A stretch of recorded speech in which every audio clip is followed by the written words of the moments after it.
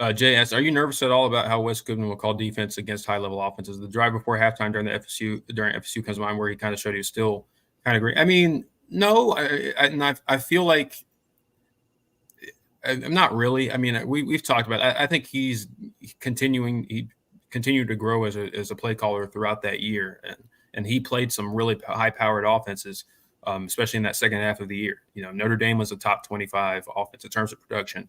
North Carolina was a top 25 offense in terms of production. Georgia Tech was a top 25 offense in terms of production. And the quality of quarterback that you were facing was extremely high, and that defense performed admirably.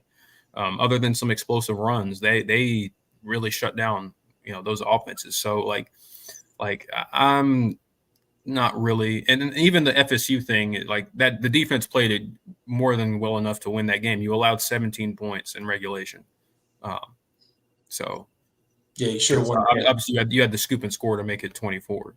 But the defense gave up 17. Like against that Florida State offense, that was pretty good. And you're at home. Yeah, that was enough for you to win the game. And of course, the things that happened. No, I mean, like I think there's probably some. I think we still just kind of were spoiled by by Brent Venables, and like but like defenses are going to have, no matter how talented you are, they're going to have lapses at times. And that was a bad moment in that game from an otherwise good performance. So it's like I think and when Dabo got in his face about it, he learned from it. He never really did anything like that for the rest of the year.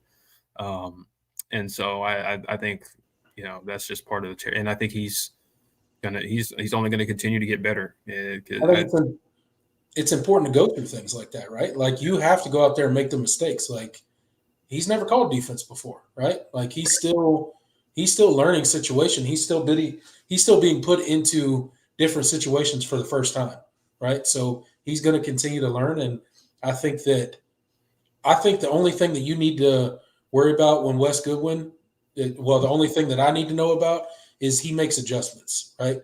Like he is not the guy that's going to sit there and just keep doing the same thing and get his head beat into the ground. Like he's going to make the adjustments. He's going to try to figure out a way to stop it. And that was one thing he didn't do as well his first year, for obvious reasons. Right. And I think that's why that defense didn't perform to the degree we thought, and they gave up a ton of explosive plays. So I mean, I think that's a great point. I mean, his adjustments this year were, I mean, especially like that Notre Dame game is one of the more impressive that probably his most impressive performance because of what you were missing in that game. Yeah. And you had Nate Wiggins didn't play in that game. RJ Mickens didn't play in that game. Jalen Phillips didn't play in that game. You had a ton of true freshmen in the secondary. I think you had I can't remember who didn't. I think one or two players didn't play on the defensive line. Like you were kind of reeling, because you were 4-4 at that point. And like it was, I mean, the season could have gone a very different way that day. Right. Than it ended up going. And the adjustments were quick. Like because if you remember, Notre Dame and Audric Estime, they broke off some big runs on those first couple of drives. And then I think Audric Estime had like something like 20 rushing yards after the first quarter. Yeah. The rest of the game. Like Notre Dame could not run the ball. And they played a lot of man free and dared Notre Dame to beat them passing it. And they could not do it. And Wes did a lot of good things as far as scheming up pressures, making that talented Notre Dame offensive line, they got their butts kicked because and that I think that's a testament to what Wes was able to do. Like it was like it's like you're running on us, okay. And he made a quick adjustment. Like that was one thing he didn't do as well in 2022 was like okay he game plans. I mean, we went through game planning all week, and like this is what we're going to do.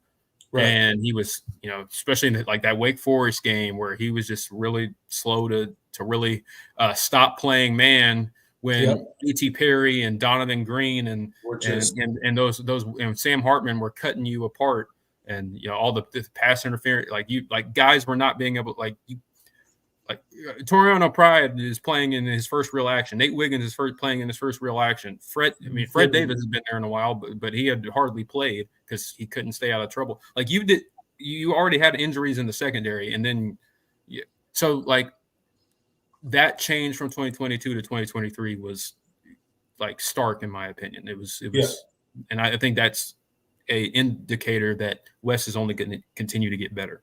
Right. I think it shows his ability as a coach to adapt and to play to his strengths. And I think as a defensive coordinator, those are the biggest things that you can have. And I think Wes Goodwin has it in spades. So I got no questions about him. I got no questions about Wes Goodwin. Is he always going to go out there and call the perfect game? No. But you've seen the growth from year 1 to year 2, and I expect growth from year 2 to year 3. I expect Wes Goodwin to continue to get better. He's a nerd for the game. He's a guy that, he's all about the X's and O's. He's all about scheming and getting his defense in the best positions possible. So I got no reason to think that, he's not going to continue to grow. And things like what happened in the FSU game, best believe he's gone back and scouted that and figured out, where he went wrong, right? So sometimes you got to go through things like that in order to grow as a coach and a play caller. And, that was just one of Wes Goodwin's growing moments.